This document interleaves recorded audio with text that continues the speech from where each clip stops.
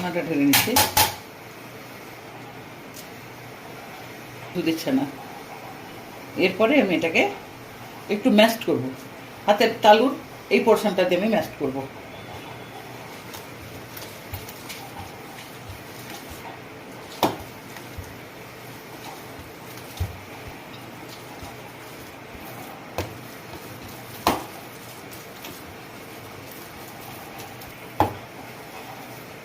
আমার ম্যাশ করা হয়ে গেছে। দেখুন আগে যেমন ছানাটা কাটা কাটা অবস্থায় ছিল, এখন দেখুন ঠিক রসগোল্লা যেমন তৈরি করলে যেরকমভাবে কাটায় সেইভাবেই আমি হাতের মধ্যে এটা হাতের তালুতে ম্যাশ করে নিলাম।